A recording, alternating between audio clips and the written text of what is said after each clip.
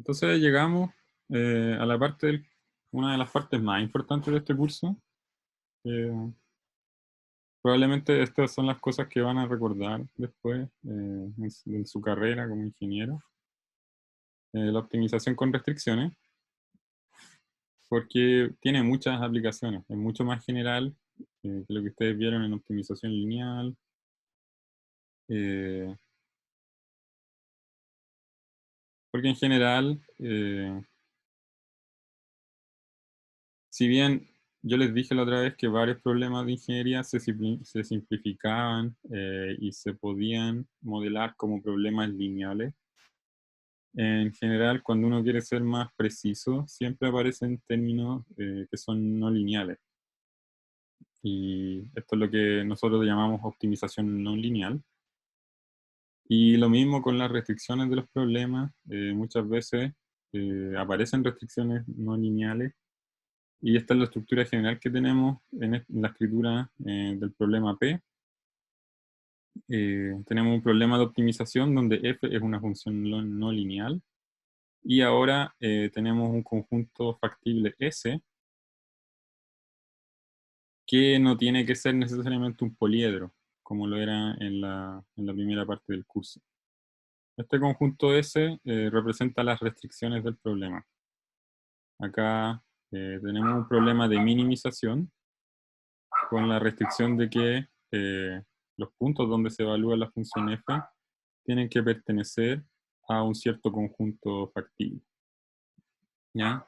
Por ahora, nuestro conjunto factible es general, entre comillas, en el sentido en que no hemos especificado qué forma tiene. Y bueno, bajo estas condiciones fuimos capaces de escribir una condición de optimalidad que también es bien general, es la que está escrita acá. Esto es lo último que vimos en la clase anterior. Y básicamente nos dice que cuando uno se para en un mínimo local, eh, el conjunto de direcciones admisibles con el conjunto de direcciones de descenso es vacío. Ya en un mínimo local no hay direcciones admisibles que sean de descenso.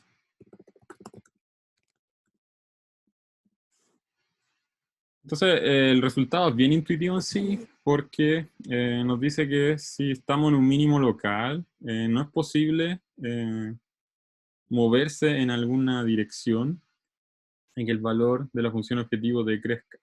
¿Ya? Y eso es básicamente la definición de tener un mínimo local. ¿Ya? Un mínimo local es un punto que le gana en una cierta vecindad a todos sus vecinos. Y así que el resultado es súper intuitivo, ¿ya? Súper fácil de recordar. Y la demostración tampoco era tan difícil. ¿Ya? Acá lo importante es que este resultado es una condición de optimalidad. Entonces, más adelante vamos a estudiar los problemas con restricciones con formas específicas del conjunto S, ¿ya? Para obtener resultados más tratables, vamos a estudiar unas formas particulares del conjunto S y esta condición de optimalidad se va a traducir. Va a obtener distintas formas dependiendo de cuál es cuál es el conjunto S que nosotros consideramos. Eso es lo que vamos a ver en la clase de hoy. Pero la idea acá, lo que me gustaría que mantuvieran en mente es que en verdad es exactamente esta condición de optimalidad que nosotros ya vimos, ya que es súper intuitiva. Cuando uno empieza a tomar formas particulares del conjunto factible S, esta condición de optimalidad va a tomar formas más tratables y con las cuales ustedes van a tener que aprender a desarrollar. Pero en sí, la condición es súper simple, súper intuitiva, ¿ya? Y nos dice que no es posible moverse en una dirección que al mismo tiempo disminuya el valor de la función objetivo. ¿Alguna pregunta? Si no, partimos con la clase. No, profe. ¿No? Súper. Entonces, bueno, como les dije, lo que hacemos hoy es tomar formas específicas del conjunto factible. Porque lo que ustedes saben hasta ahora, lo que vieron en el curso de cálculo en varias variables, fue un conjunto S definido con restricciones de igualdad. ¿Ya? Una cantidad finita de funciones h, supongo que las llamaron, h sub i de x igual a 0, para todo i de 1 a n. Entonces ahora vamos a ser un poco más generales. Vamos a partir primero con un conjunto definido por restricciones de desigualdad. Entonces, en este caso, las restricciones de desigualdad las vamos a llamar G. Así que supongamos que nuestro conjunto S está dado por esta forma que tenemos escrito acá. Vendrían siendo los x en Rn, tal que para un cierto m, g sub i de x es menor o igual a 0, para todo i desde 1 hasta m.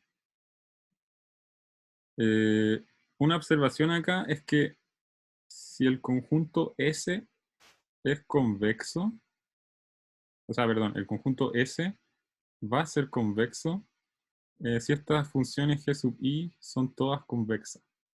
¿Ya? En este caso,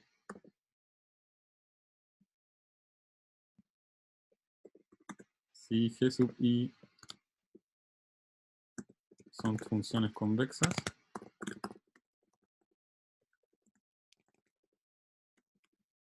por lo tanto S es convexo,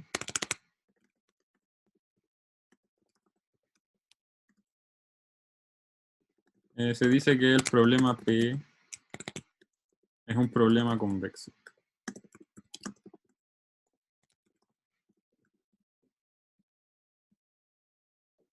Este vendría siendo el caso fácil, ¿ya? Vamos a volver a esto más adelante, pero yo ya les he dicho que una de las principales características de un problema convexo es que no hay que darle mucha vuelta al tema de pasar de una condición de optimalidad que nos entrega un candidato a efectivamente estar seguros que nuestro candidato es solución del problema, ¿ya?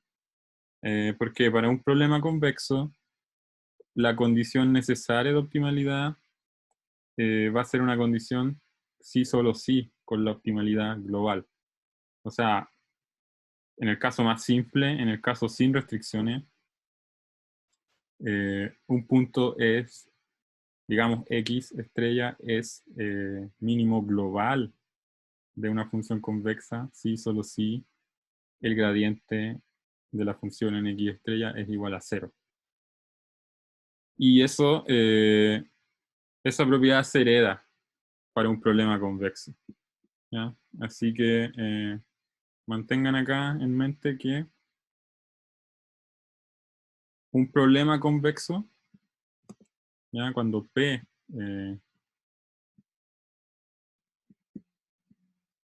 que P sea convexo significa que la función objetivo y las restricciones son convexas. Acá se me olvidó, perdón. Si G sub I son convexas y también F es convexa,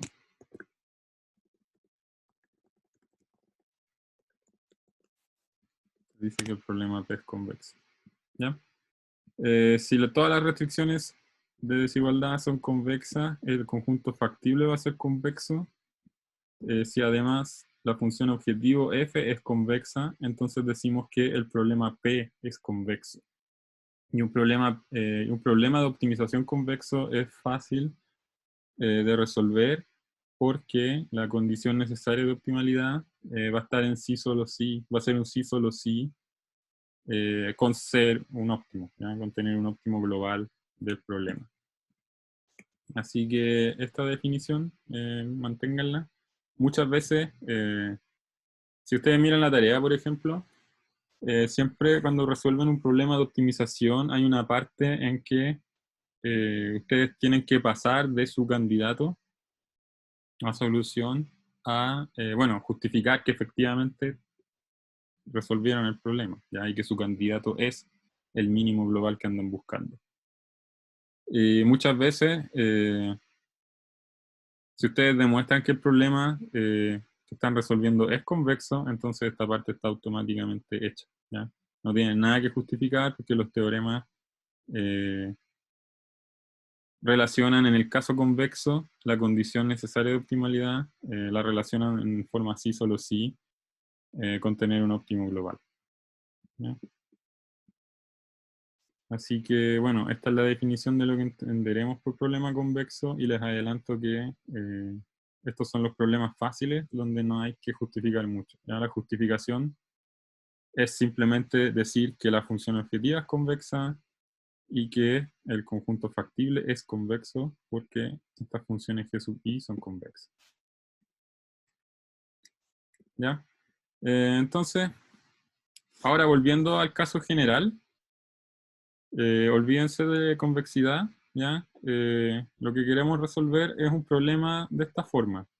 Minimizar una función objetivo f sujeto a una cierta cantidad de restricciones escritas en la forma de desigualdad. ¿Ya? G sub i de x es menor o igual a 0 para todo i entre 1 y m.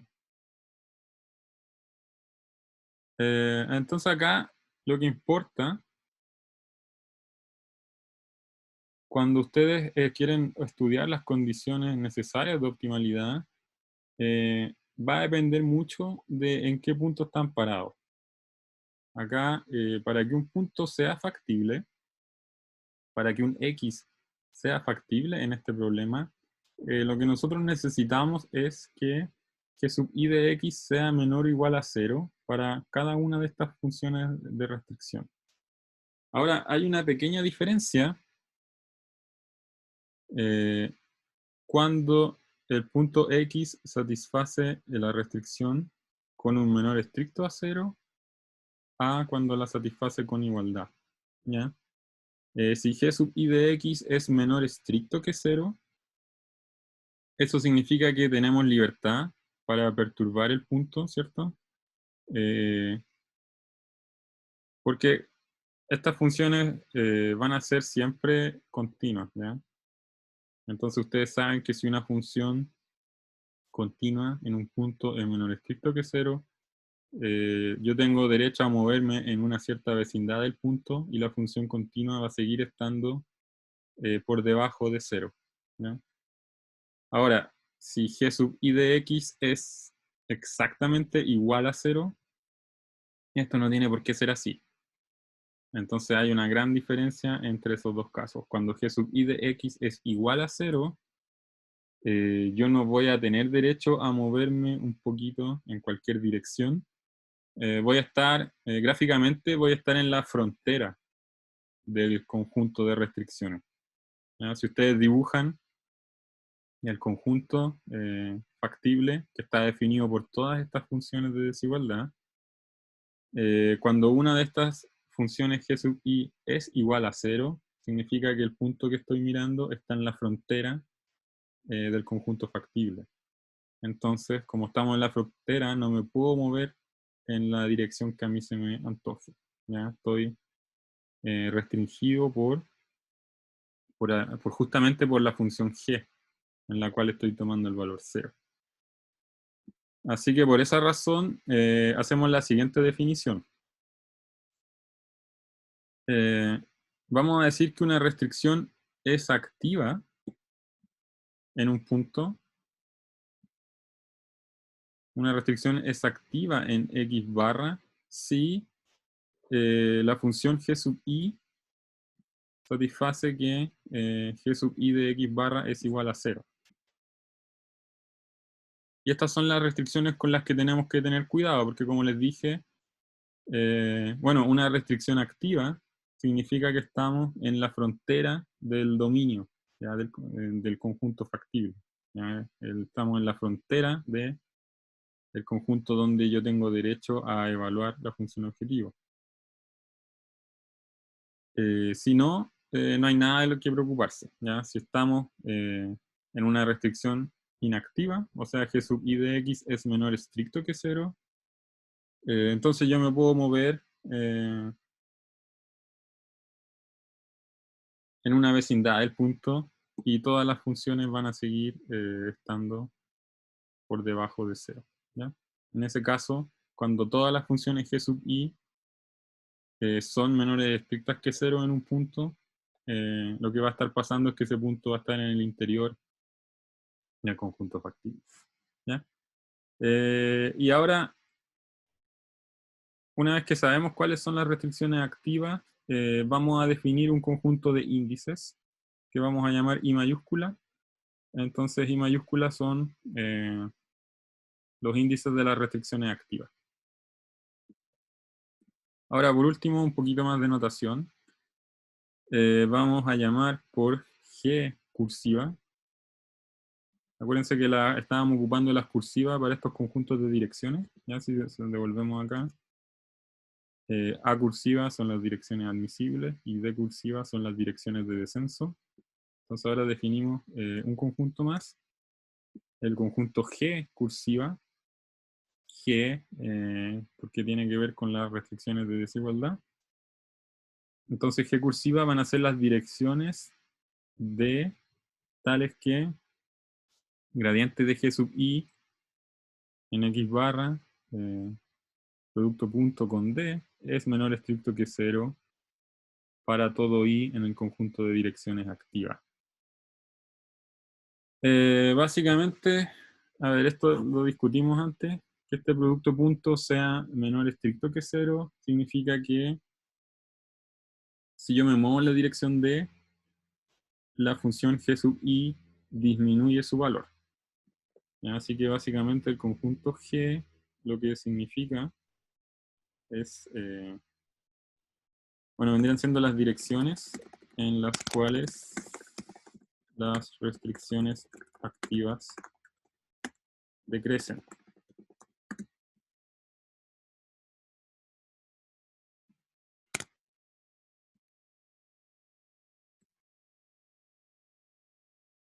A ver, ¿alguien ve por qué este conjunto podría ser importante? ¿Qué significa que todas las restricciones activas decrezcan en una cierta dirección?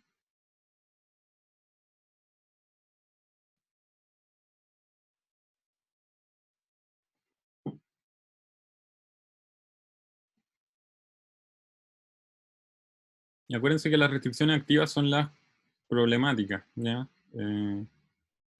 Son las restricciones que si yo tengo un valor 0, no me puedo mover hacia donde yo quiera, ¿ya? Porque podría ser, por ejemplo, que pasáramos del valor 0 a algo positivo. En ese caso nos salimos del conjunto factible.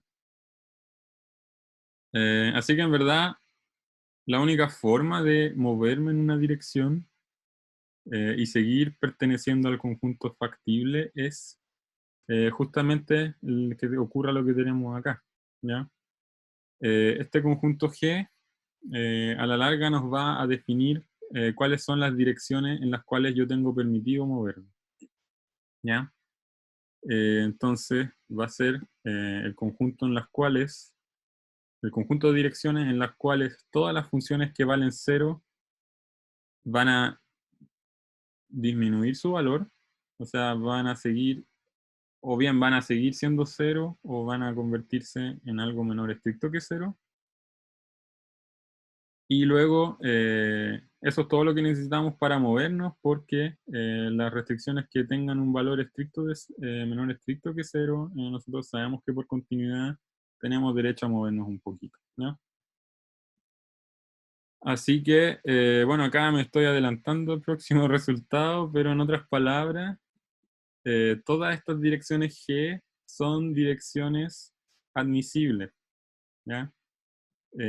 Tenemos derecho a movernos en estas direcciones G, porque al hacerlo vamos a seguir perteneciendo al conjunto factible, ¿ya? Eso nos va a dar, eso, combinado con el resultado de la clase anterior, nos va a dar las condiciones de optimalidad para un problema P de esta forma.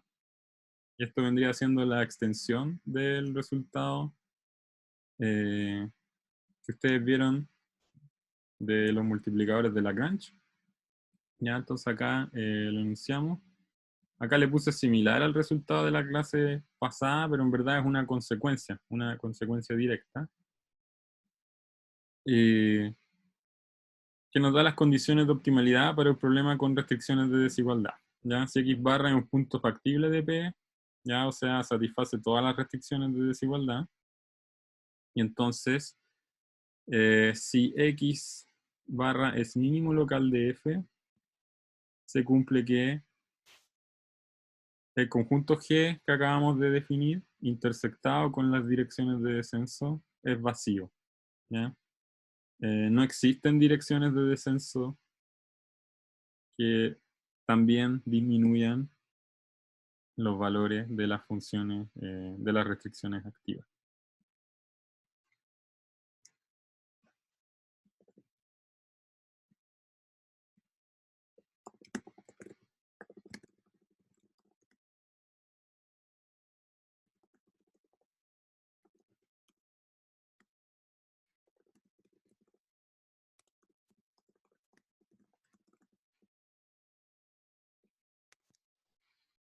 Que disminuyan el valor de las restricciones activas.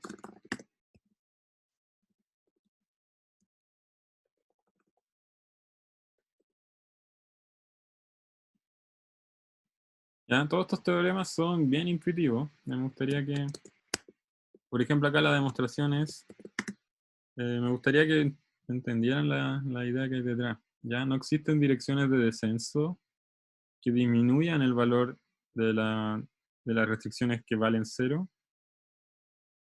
La demostración es simplemente porque estas direcciones son admisibles.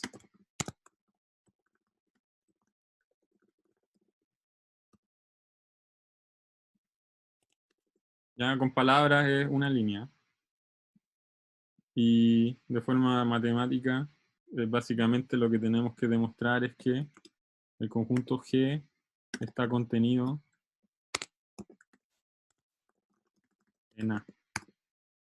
Ya, el conjunto G está contenido en las direcciones admisibles, por lo tanto, por el resultado anterior, G inter D tiene que ser vacío.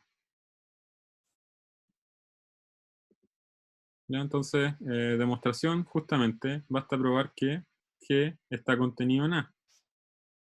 Y luego concluir usando el teorema de la clase pasada.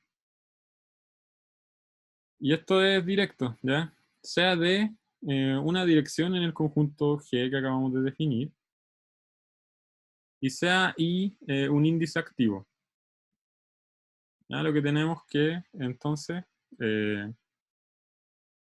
por definición del conjunto G, esto significa que el producto punto entre el gradiente de G sub I en X barra y la dirección D es menor estricto que 0. Y esto, al igual que la semana pasada, o bueno, hace 2 semanas, es que este producto punto sea menor estricto que 0, significa que existe un cierto rango, una cierta constante eta sub i, tal que si yo me muevo un poco en la dirección D, el valor de mi función g sub i va a disminuir. O sea, g sub i de x barra más lambda d, ¿ya? Con lambda pequeño, va a ser menor estricto que g sub i de x barra. ¿Ya? Esto es exactamente la condición que tenemos acá. Eso es bueno, ¿ya? Porque acuérdense que en una restricción activa, g sub i de x es igual a 0. ¿Ya? El lado derecho es igual a 0.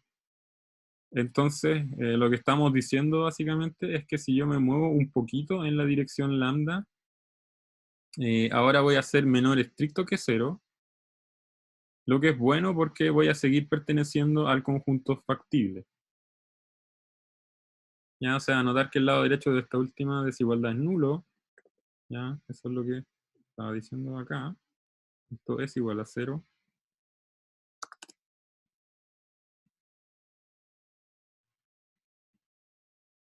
Entonces se tiene que,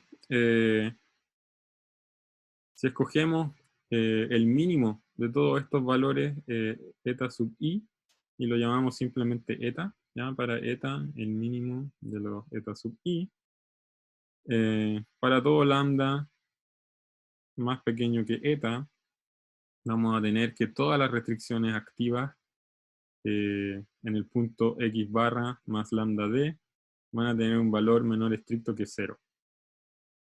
Ya, o sea, acá la idea es que a la larga tendremos un punto factible.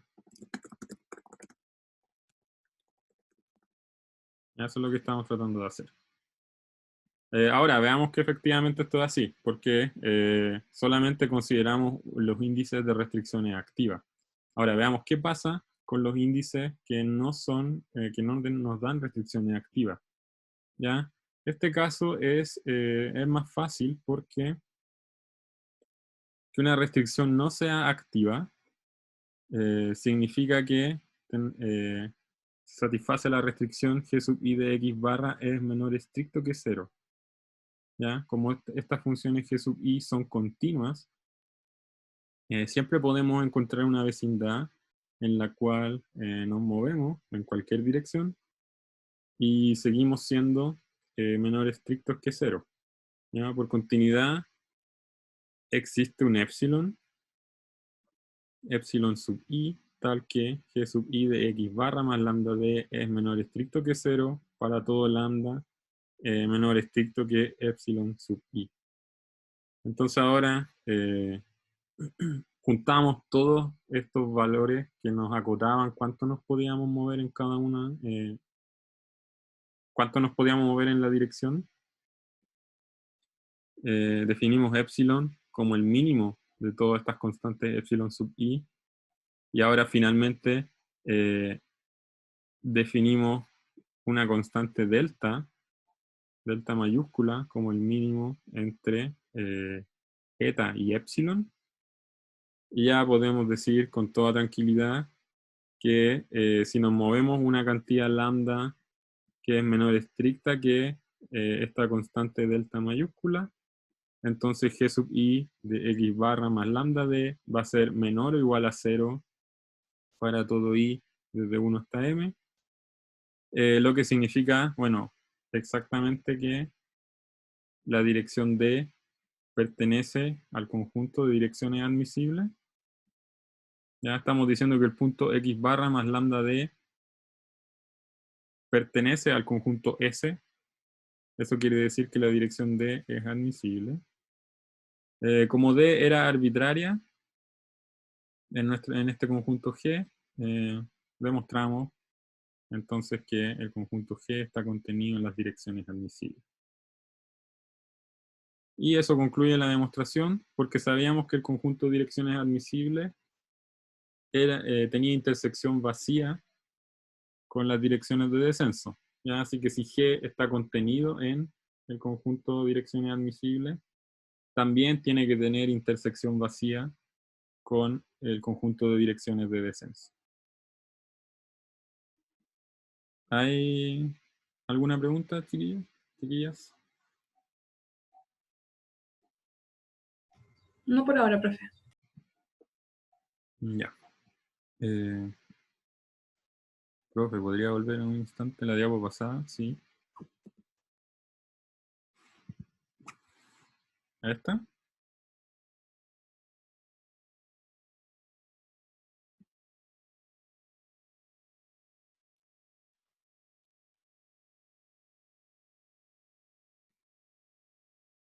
Ya, súper.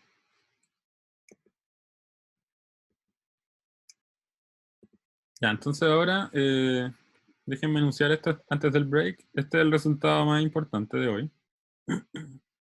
Y es cómo se traduce esta condición de optimalidad. Ya que en verdad es bien extraña cuando la miran acá. ¿Cierto? Una condición de optimalidad del estilo un cierto conjunto intersectado con otro conjunto nos da el vacío. Ahora, si reescribimos qué significa exactamente esta intersección vacía en términos de las funciones, se obtiene una condición de optimabilidad que es más amigable, ¿ya? Este es el teorema más importante de la optimización con restricciones que vamos a ver en el curso. Es el teorema de Karuch-Kuhn-Tucker. Tiene varios autores porque varias personas obtuvieron el resultado de forma independiente, ¿ya? No es que, no es que todos ellos estuvieron trabajando en conjunto, sino que distintas personas obtuvieron el resultado por caminos independientes.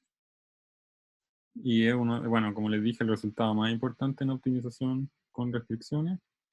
Así que, bueno, en honor a ellos se conoce el teorema como Karuch-Kuhn-Tucker o simplemente como KKT, ¿ya?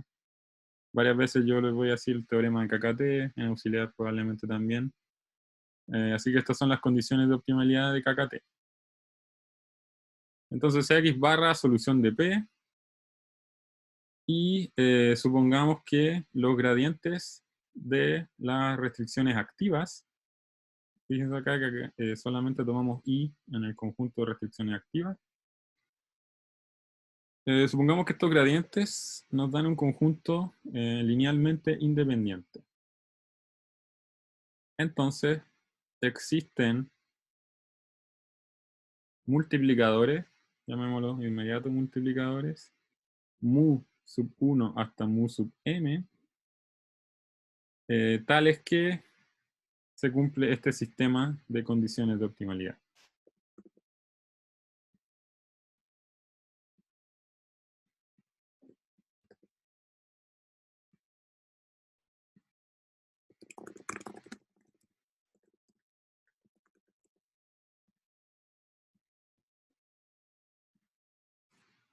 ¿Ya?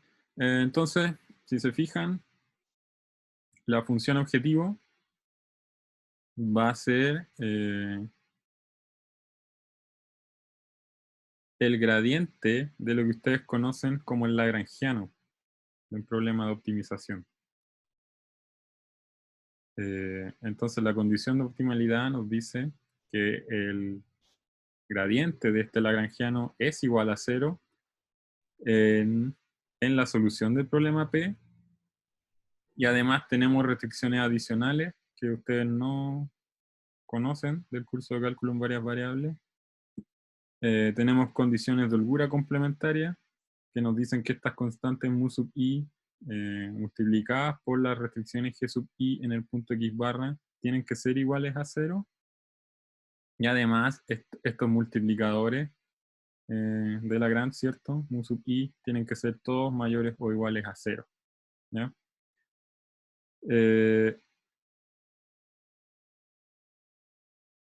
Entonces todo lo nuevo viene simplemente del hecho de tener restricciones de desigualdad en vez de igualdad. ¿Ya? Esto no es el mismo problema que ustedes analizaron en el curso Cálculo en varias variables. ¿Ya? En Cálculo en varias variables ustedes tenían g sub i de x igual a 0. Así que ustedes, el teorema de Lagrange les daba simplemente la existencia de multiplicadores tales que la primera ecuación era igual a 0, ¿ya? Y no tenían estas condiciones.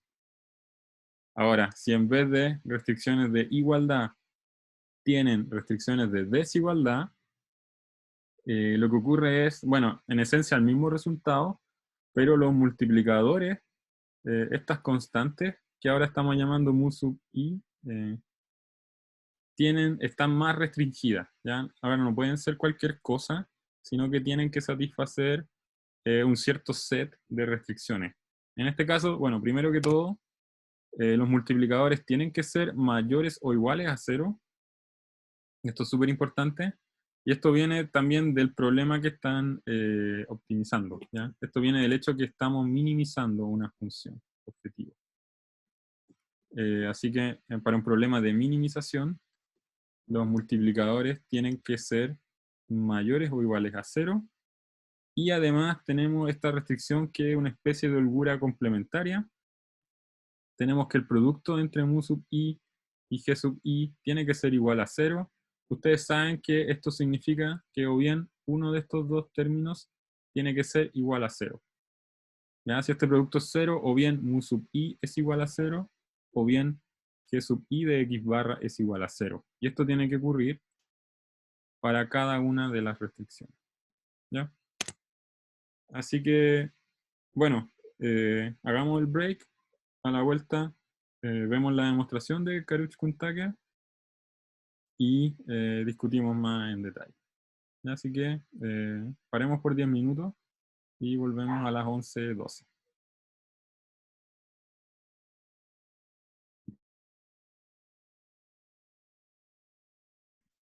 Ya. Entonces, como les decía, este es el resultado principal. Vamos a ver una versión un poquito más general al final de la clase,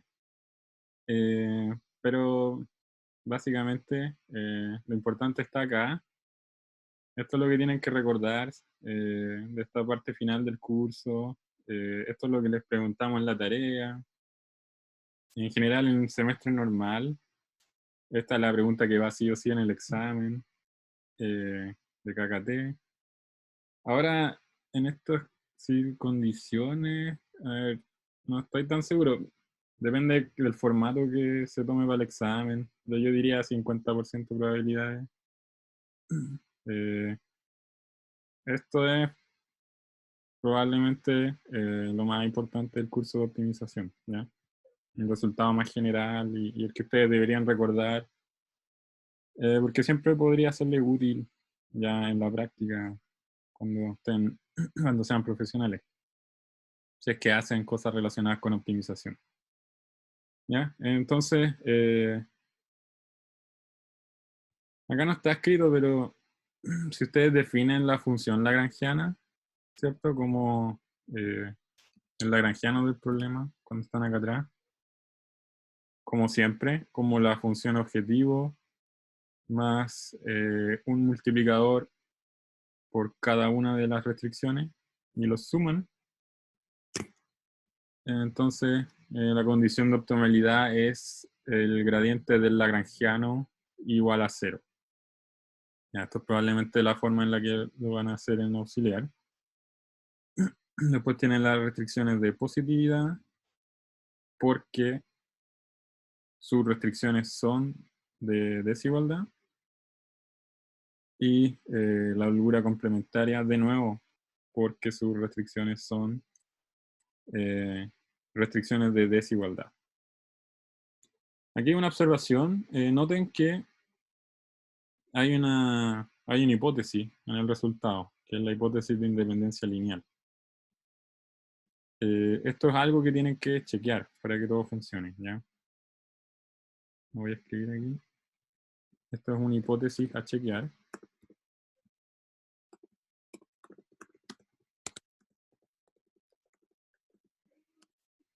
Y esto en optimización se conoce como una condición de calificación. Básicamente, para que el teorema sea válido, tiene que cumplirse, por ejemplo, en este caso tiene que cumplirse que el conjunto de gradientes en el punto X barra sea linealmente independiente. Entonces hay un paso previo que también van a ver cuando resuelvan problemas de optimización, un paso previo en el que uno chequea que los gradientes sean LI y después uno dice, bueno, en este caso podemos aplicar el teorema KKT, así que ahí nos dedicamos a resolver este sistema de ecuaciones. ¿Ya? Las condiciones de optimalidad son un sistema de ecuaciones, porque si ustedes miran la primera restricción por sí misma, no la van a poder resolver porque van a tener más incógnitas que ecuaciones. ¿Ya? Ustedes necesitan juntar esto con las condiciones de holgura complementaria para empezar a resolver el sistema de KKT. Y bueno, ahí lo van a ver en detalle más adelante, pero no es fácil. Ya no es fácil porque esto se hace por un estudio de casos. ¿Ya? Es parecido como lo que hacíamos en el branch and bound. Los casos vienen de estas condiciones de multiplicador por restricción igual a 0, ¿ya? O bien el multiplicador es 0, o bien la función g sub i es 0. ¿Ya? Pero lo importante es el resultado en sí, ¿ya? Si quieren obtener un candidato a solución de su problema, lo que tienen que hacer es resolver este sistema de KKT. Veamos la demostración, que combina varios resultados que hemos ido obteniendo en las últimas semanas. O sea, en primer lugar, esto es básicamente reescribir la condición de optimalidad que hemos ido trabajando hoy, ¿ya? Así que partimos del teorema anterior.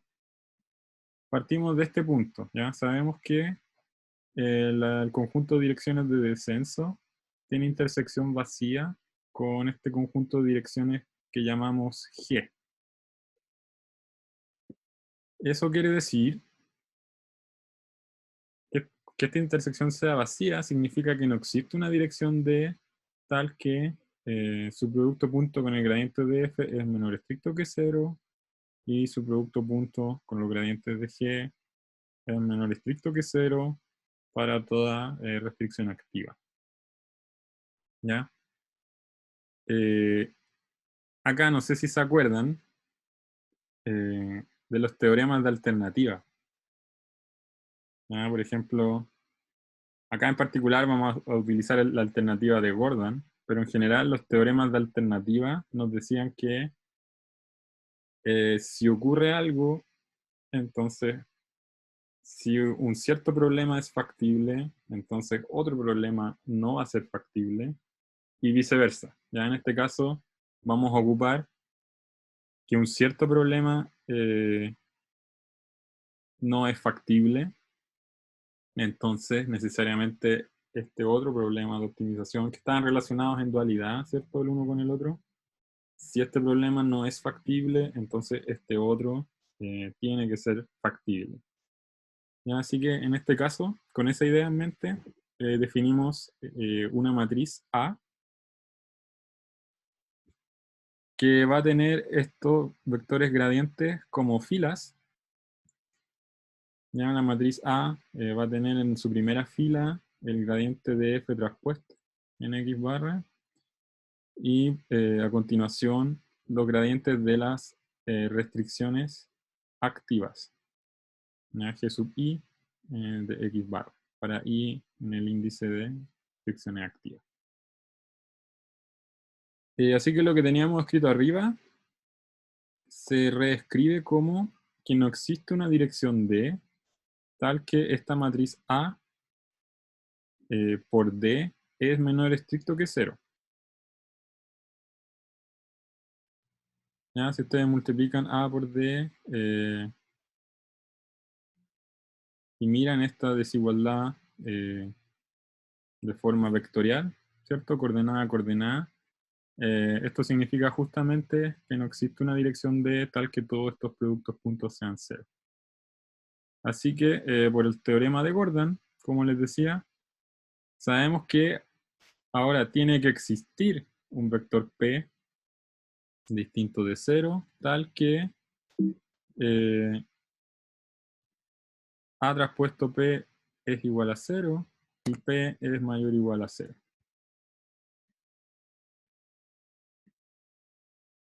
¿Ya? Porque básicamente estamos diciendo, esto si lo entendemos como un problema dual, estamos diciendo que el problema dual sería infactible, por lo tanto el primal tiene que ser factible. ¿Ya? Este sería el primal, el de siempre. Una matriz por un vector igual a un lado derecho y las variables mayores o iguales a 0. ¿Ya? Así que este es el teorema de Gordon, de alternativa. Bueno, y ahí estamos. ¿Ya? Este vector P va a terminar siendo el vector de multiplicadores de Lagrange, ¿cierto? Para que ocurra justamente, ahora si ustedes piensan en A traspuesto por P, esto nos va a dar justamente la suma que tiene que ser igual a 0. Ya el gradiente del lagrangiano, que el teorema de KKT nos dice que tiene que ser igual a 0. ¿Ya? Y de la misma forma, también la condición de que P es mayor o igual a 0 nos va a dar la parte de que los multiplicadores de Lagrange, los multiplicadores tienen que ser mayores o iguales a 0. ¿Ya? La tercera restricción. Así que ahora escribamos P, como les decía, como una primera coordenada mu sub 0. Ya la primera coordenada está asociada a la función objetivo. Y después mu sub i para i en el conjunto de restricciones activas. Entonces, A traspuesto P igual a 0 se reescribe simplemente como esta suma mu sub 0 por el gradiente de f más mu sub i por el gradiente de g sub i igual a 0. ¿Ya? Y sabemos que todos los coeficientes mu sub 0 y todos los mu sub i tienen que ser mayores o iguales a 0. Esto también es consecuencia de Gordon. Y además no pueden ser todos nulos. ¿No? Porque el vector P que nos da el teorema de Gordon es distinto de 0. Entonces acá esto no es igual a la condición que enunciamos. ¿Ya? En la condición que enuncia el teorema no hay un mu sub 0 multiplicando al gradiente de f. ¿Ya? Esa es la diferencia. Entonces, lo que queremos hacer ahora es decir que en verdad esta constante mu sub 0 no puede ser 0, ya tiene que ser mayor estricta que 0. Y para que después nosotros podamos dividir acá por mu sub 0, nos va a quedar mu sub i partido mu sub 0 y vamos a tener el teorema de KKT justo como lo enunciamos. ¿Ya? Entonces, para deshacernos del mu sub 0, probemos que en verdad es una constante estrictamente positiva. En efecto, lo hacemos por contradicción. Si mu sub 0 fuera igual a 0, entonces este término desaparecería. Y tendríamos que la suma de sobre las restricciones activas de mu sub i por el gradiente de g sub i en x barra es igual a 0, donde estos coeficientes mu sub i no son todos nulos. ¿Ya? Acuérdense que el vector p no puede ser todo nulo, así que si mu sub 0 es 0, tiene que haber alguna de estas coordenadas que no sean nulas. ¿Ya? Así que en este caso estamos diciendo, bueno, en otras palabras, si todos los mu sub i no son nulos, estamos diciendo que los gradientes son linealmente dependientes. ¿Ya? Así que esto es una contradicción porque tenemos la condición de calificación, tenemos la hipótesis de independencia lineal de estos gradientes. Y así que es bastante sencillo. En verdad, la constante mu sub 0 tiene que ser mayor estricta que 0. Y por lo tanto, ahora podemos dividir por mu sub 0 y llevar la condición de optimalidad a lo que nosotros queremos. Así que podemos redefinir los coeficientes. Bueno, acá está la notación de computación, ¿cierto? Cuando uno reasigna el valor de una variable. Aquí en estricto rigor esto podría ser mu sub i barra, ¿cierto? Si ustedes quieren ser rigurosos. Estos vendrían siendo nuevas constantes mu sub i barra. Pero lo importante es que dividimos la ecuación anterior por mu sub 0. Entonces ahora tenemos el sistema. Aquí nos estamos acercando más a lo que queremos llegar. Tenemos un sistema que se parece un poquito más. Gradiente de f más la suma sobre las restricciones activas de mu sub i por el gradiente de g es igual a 0. Y todos estos multiplicadores mu sub i mayores o iguales que 0. Ahora, todavía no llegamos porque la diferencia que tenemos con la primera restricción es que esta es una suma sobre todos los índices, ¿ya?, de restricciones. Esta es una sumatoria que va desde i igual 1 hasta m, y lo que nosotros tenemos es solamente una restricción, una sumatoria sobre las restricciones activas, ya, sobre las restricciones donde las funciones g sub i son iguales a 0. Entonces, ¿cómo completamos la sumatoria para que ahora se mueva sobre i desde 1 hasta m?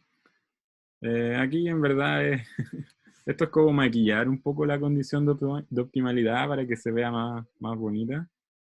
Lo que hacemos es simplemente definir multiplicadores nuevos para todos los índices donde las restricciones no sean activas. Vamos a definir un nuevo multiplicador que va a ser igual a 0. ¿Ya? Entonces,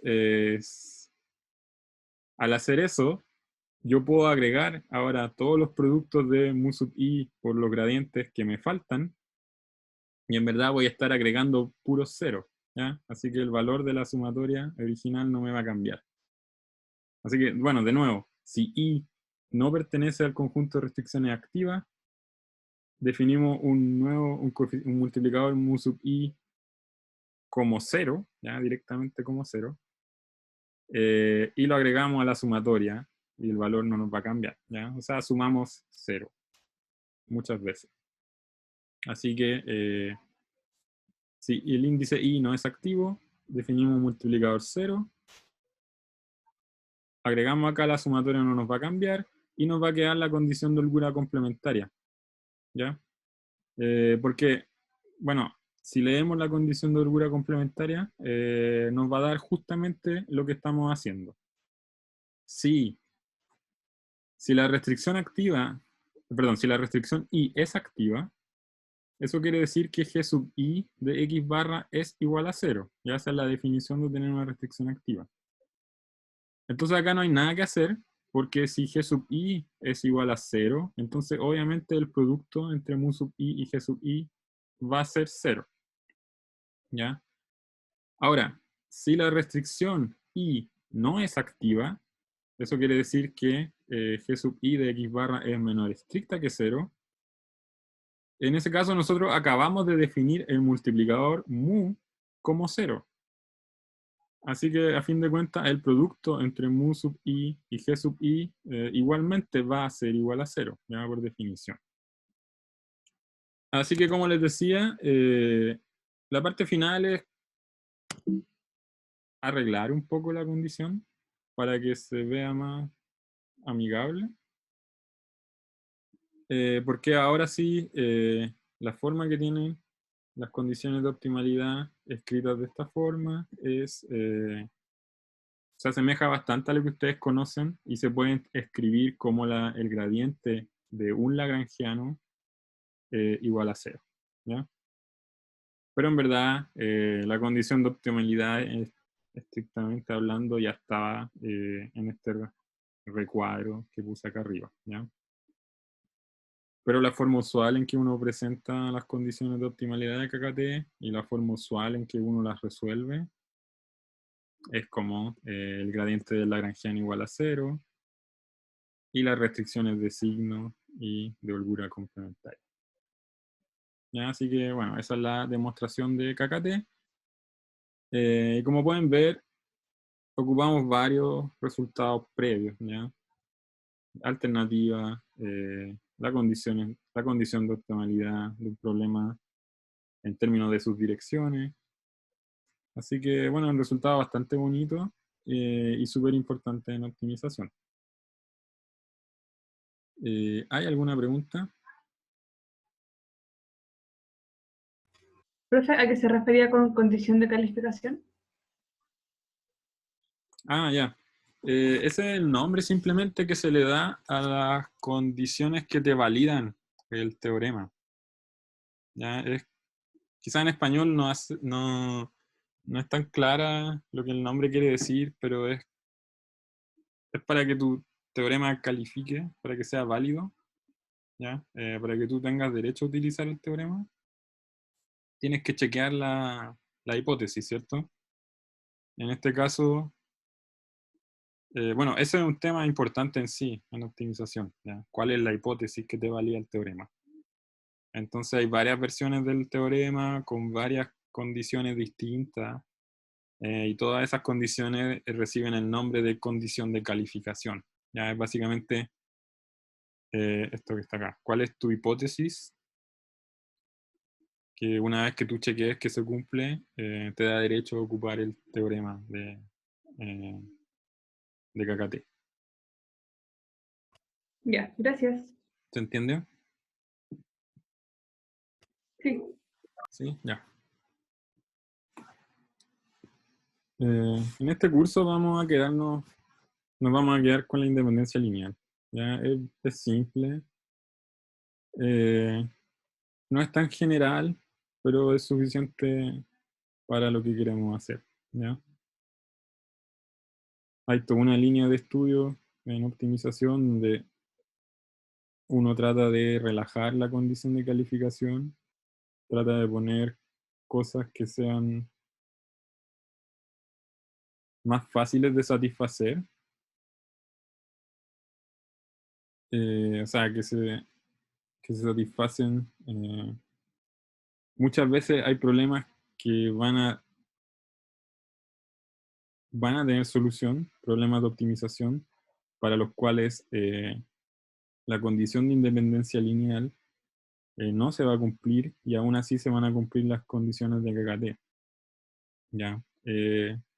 Para esos problemas, bueno, en sí son raros, ya no son muy usuales.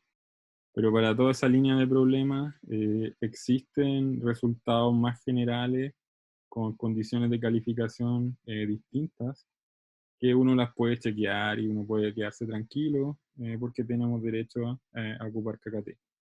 ¿Ya? Pero como les decía, nosotros no vamos a ir mucho en esa línea. Encuentro que no tiene sentido para este curso de optimización, ¿cierto? Que es más aterrizado, más dirigido a las cosas más importantes, optimización básica, ¿ya? Que ustedes podrían requerir más adelante. Así que nos quedamos simplemente con la condición de independencia lineal. Y acá el objetivo de la observación es que tengan en mente que es algo que hay que chequear, ¿ya? Y es algo que ustedes van a hacer en los auxiliares. Antes de usar el teorema, van a chequear que se cumpla la independencia lineal, cosas por ese estilo. Ya, entonces, para terminar, ¿tenemos tiempo? Sí, ya. Veamos una interpretación geométrica del teorema de KKT. Si miran la figura, esto es lo que les decía antes. Por ejemplo, en el lado izquierdo tenemos un conjunto factible. ¿Ya? Supongamos que tenemos solamente dos restricciones de desigualdad. Entonces, las curvas donde las funciones g son iguales a 0 van a venir siendo la frontera de su conjunto factible. ¿Ya?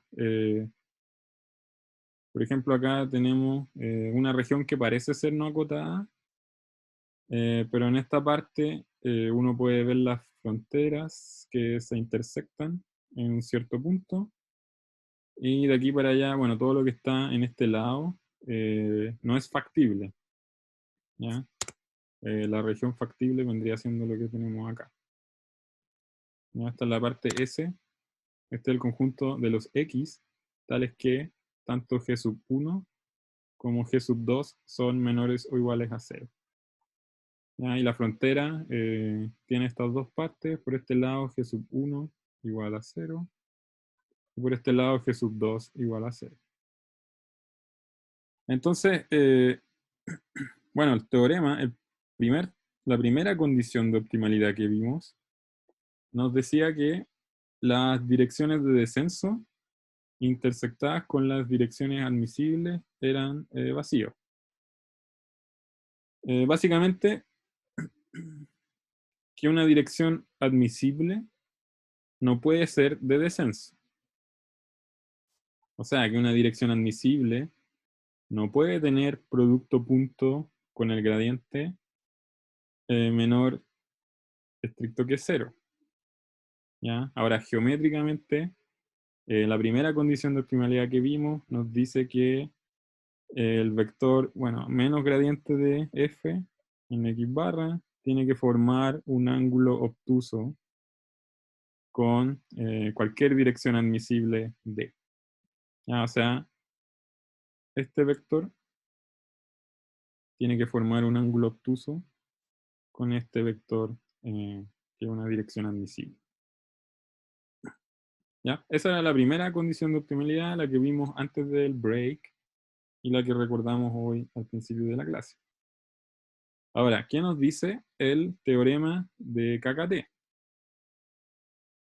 Que en verdad es equivalente porque es trabajar esta misma condición de optimalidad. ¿Ya? La demostración del teorema lo que hicimos fue trabajar esta misma condición de optimalidad y reescribirla como el resultado con los multiplicadores de Lagrange. ¿Ya? Entonces, en este caso, lo que nos dice KKT,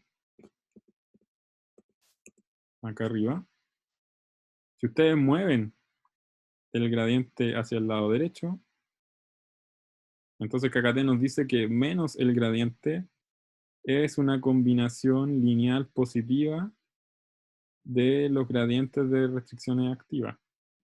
¿Ya? En este caso, justamente lo que se ve en la figura. ¿Ya? Si ustedes se paran en el punto acá, que tiene ambas restricciones activas, ¿ya? Lo que nos dice es que menos el gradiente tiene que ser una combinación lineal positiva de estos dos vectores. Ya, y geométricamente la interpretación es la misma porque fíjense que estos gradientes son perpendiculares a las curvas de nivel. Así que, bueno, estos gradientes forman un ángulo obtuso con las direcciones admisibles y que el menos el gradiente de f forme un ángulo obtuso también con la dirección admisible d, es equivalente a decir que menos el gradiente tiene que ser una combinación lineal positiva de estos dos vectores, gradientes de g sub 1 y gradientes de g sub 2. ¿Ya? Bueno, esto es algo simpático más que nada. Se los dejamos ahí por si a alguien le gusta imaginarse qué es lo que está pasando cuando hace optimización. O sí, eso, tratar de ver qué es lo que estamos haciendo en cada uno de estos resultados. Pero ahora sí, para terminar la clase, déjenme enunciar sin demostración qué pasa en el caso más general en el cual uno tiene un problema con restricciones de desigualdad y restricciones de igualdad. ¿Ya? Y espero que se entienda cuál es la idea. Como les dije, esto lo vamos a hacer, lo vamos a enunciar simplemente, no lo vamos a demostrar, porque va a ser bastante repetitivo y simplemente es combinar lo que ustedes saben de cálculo en varias variables con lo que acabamos de ver, con un problema con restricciones de desigualdad. Así que este es un segundo caso para el conjunto factible, restricciones de desigualdad e igualdad. Entonces ahora miramos un problema P que tiene esta forma. ¿Ya? Queremos minimizar una función objetivo f, donde tenemos m restricciones de desigualdad, g sub i de x menor o igual a 0, y digamos L funciones, restricciones de igualdad, h sub j de x igual a 0. Esta es la versión más general que vamos a ver de KKT. Entonces, x barra sea un punto factible. De nuevo, tenemos una condición de calificación. ¿Ya? Supongamos que se cumple esta hipótesis. Los gradientes de restricciones activas con los gradientes de restricciones de igualdad son LI. Entonces, ahora viene lo importante.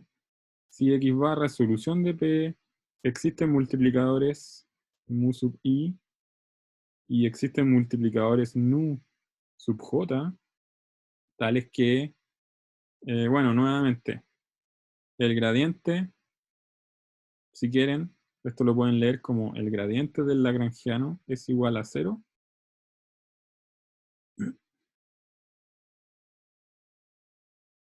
Y ahora fíjense que en verdad estos nuevos multiplicadores que estamos introduciendo, los multiplicadores nu sub j, que están asociados a las restricciones de igualdad, estos multiplicadores no nos entregan ninguna restricción adicional.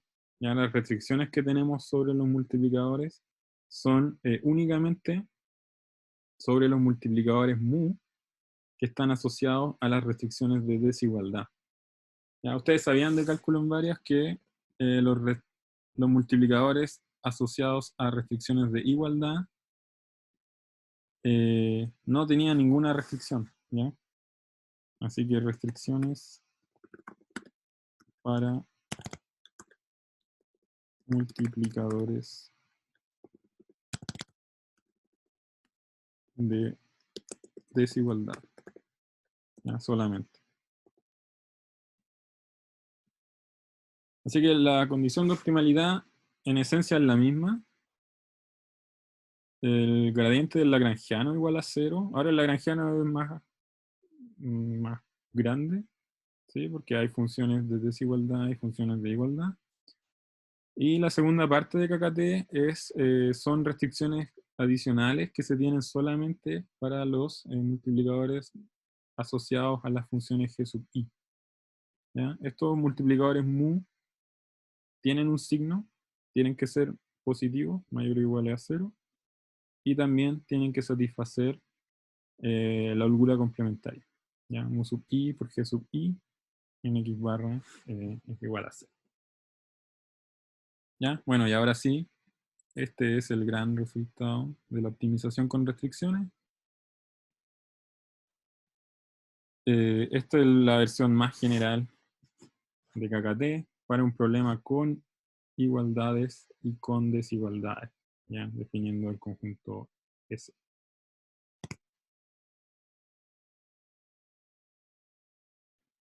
Y acá lo que quiero recalcar es que las restricciones sobre los multiplicadores se tienen solamente para los multiplicadores mu sub I, ¿ya?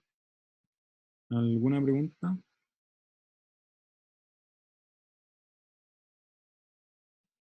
¿No? Ya. Andamos justo en la hora porque como partimos tarde. eh, Así que dejemos hasta aquí.